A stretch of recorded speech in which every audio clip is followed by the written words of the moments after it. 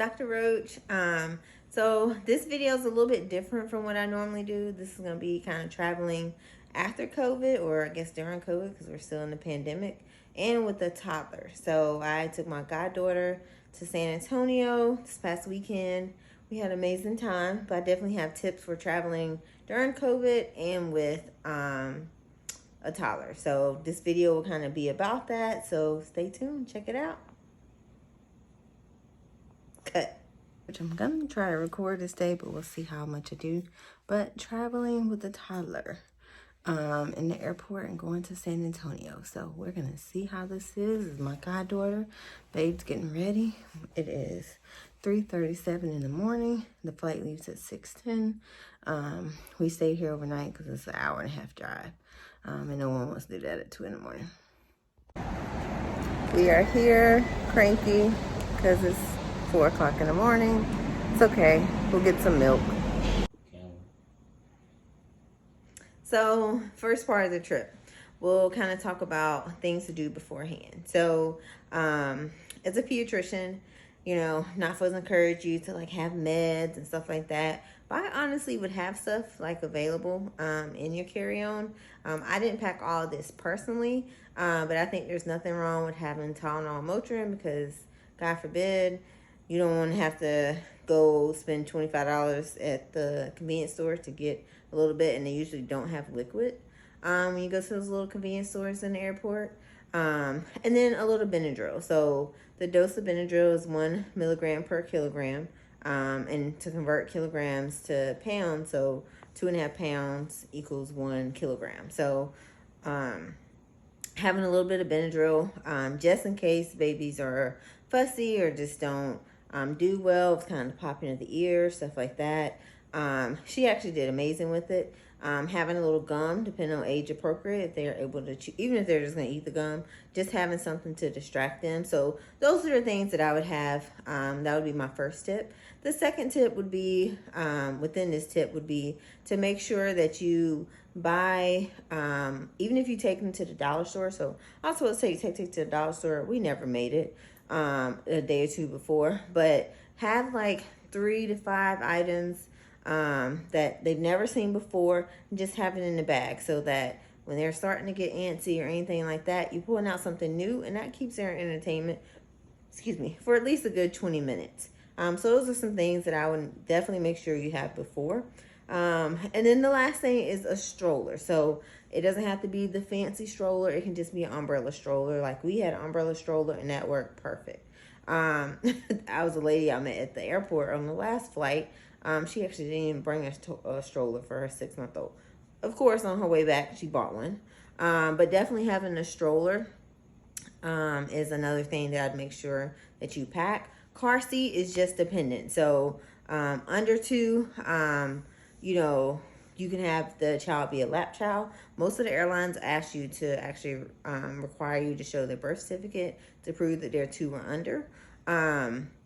And so you have that for the lap children.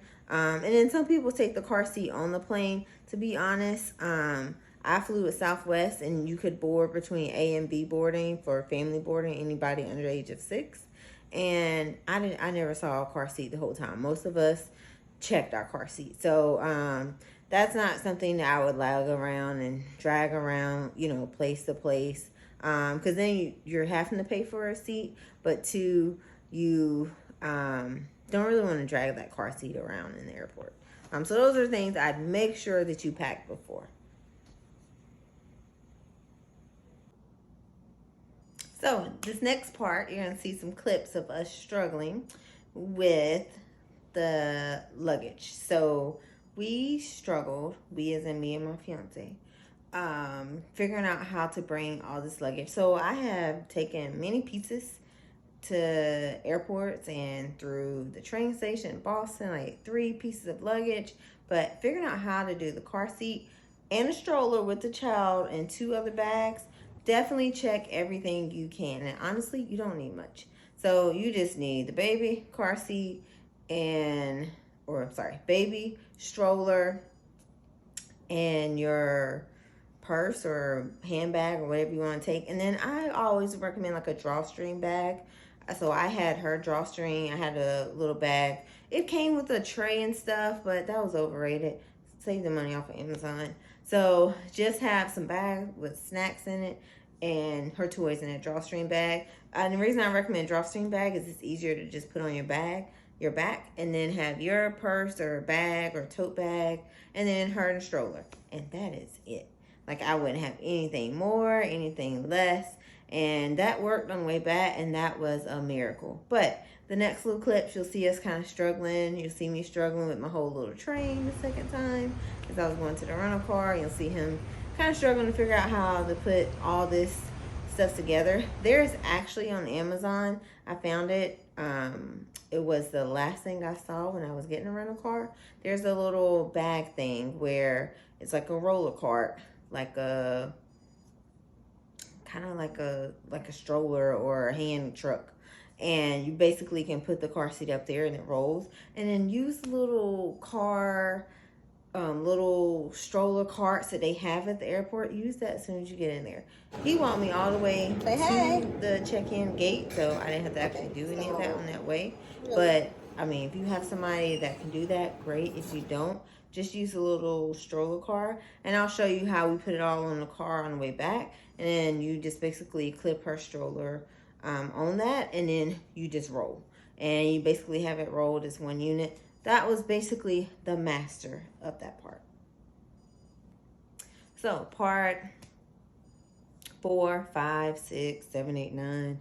Who knows what number I'm on now? But COVID-19. So traveling with COVID-19, it actually was a lot better. So I am actually a pretty frequent flyer, pretty big traveler, and I have not flown in 3 years. So the last time I flew was the summer of 2019, and it's literally just summer of 2022 now. So one thing is having plenty of masks. So taking plenty of kid masks. I literally have a plastic bag of probably about 20 kid masks. And we went through about half of those. And then I had a few for me as well. The airports and the airlines and everything are pretty loose now. No one's really requiring it. It's probably half and half what you would see in the airport. Probably half of us had masks on, half didn't. She had her mask on, maybe half of it. Then it wasn't worth the fight anymore. She knows how to wear her mask, but she was over it. So I didn't fight her to wear the mask. But the social distancing, the skipping the middle seat, that's not a thing anymore. But definitely people are still kind of wearing masks. There's plenty of hand sanitizer around for you to kind of wash your hands. I kept hand sanitizer in my bag and wipes. And those are the biggest things that helped me through. But other than that, there's no, like, you have to have your COVID-19 card or anything like that. I also only did a domestic flight. So international, you have to get your COVID test and all that to leave the country and to get back in. You have those rules, but you don't have to worry about any of that domestically.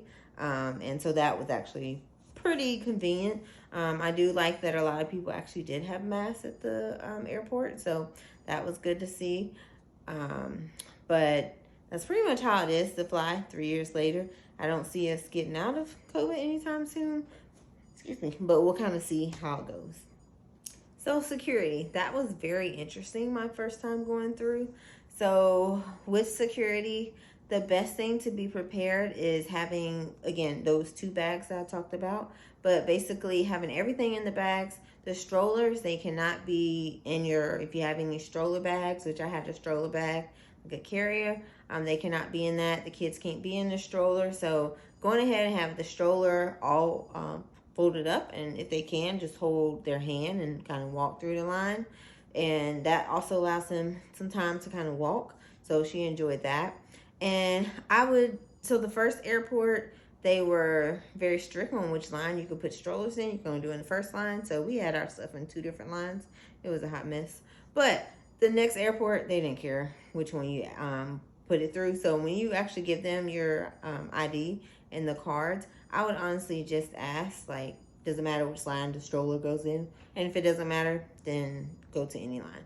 So putting the stroller up there, taking off your shoes. Kids under, it's either 10 or 12, they don't have to take off their shoes, so you don't have to worry about the kids taking off their shoes. Then you putting all your stuff in the different bags. Some airports are picky about the tablets coming out, some are not, because honestly the tablet It's almost the same size as some of these phones now.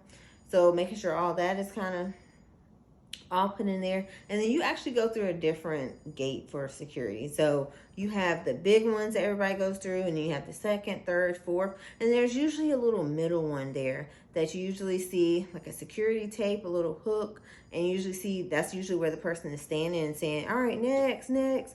And that's the one that you actually go through when you have a toddler.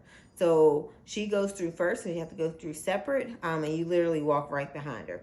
And so you go through like a little private one, you cut kind of all the lines, and then you hop back to wherever you have to pick up your stuff. So that's one thing that was a little bit interesting about security that I don't think I found on any blog. So hopefully that's helpful to you to kind of know, pick the line that you can that's closest to that little security area. So I thought that was very helpful for me knowing after the first flight. We made it through. Whew, I'm tired. So that was a fiasco because I guess the pre-TSA didn't work anymore. But anyways, we made it through. You know, we had our stuff separated because it's totally different going with the Toddler. Anyways, got our headphones on. We're happy.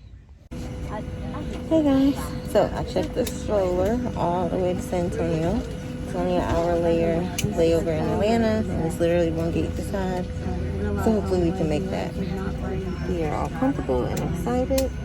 And you want to say hi? Hi. You're moving.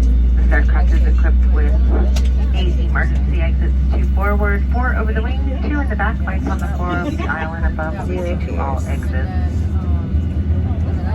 In the event of a water evacuation, you do have a life vest that is located underneath your seat. Open the pouch to remove.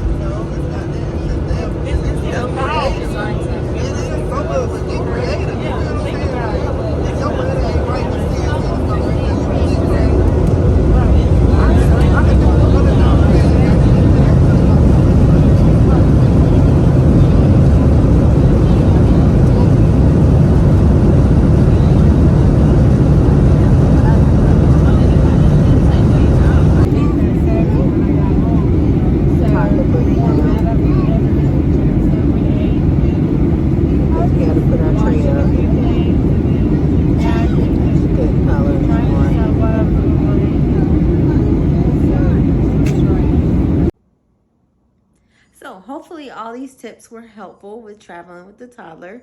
I hope this video was helpful to you. It's definitely a different style. It's definitely a different style editing that you'll see and everything. So hopefully this video will be very beneficial to you. If you guys have topics or anything you want to hear about, feel free to let me know. I definitely will be posting a video very soon about infant formula and the shortage that we're having right now. So let me know if you guys need anything. Thanks.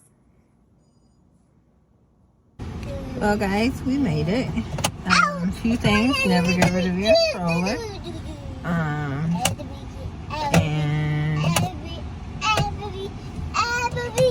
we're gonna see Mom soon. She doesn't know. And let's see. I'm not packing back as much the next time. A lot of things learned, but I'll do another, snippet video at the end. Yeah, she got chocolate and everything on it, so we're already in the outfit too. And there you go. Bye-bye. So overall, I had a great time traveling. It was actually very fun. We had a ball. She loved it. Ready to fly again. Loved getting in her seatbelt. Thought she was Miss Independent. So it overall was a good flight. She actually was great on all 3 out of 4 flights. The last one, we were traveling at like 11 p.m. at night. Our flight had got delayed, so we didn't get back to Raleigh-Durham until like 12:15, 12:05 in the morning, and she was on 2000. So all the distraction tools had to be used on that one. So I felt bad for the woman in front of her because she just kept playing with that seat and hitting the seat, but the woman was totally cool with it. She also wanted to do potty training on the plane, which was fun. But I definitely had a good experience. We'll totally do it again. So hopefully you guys learned something.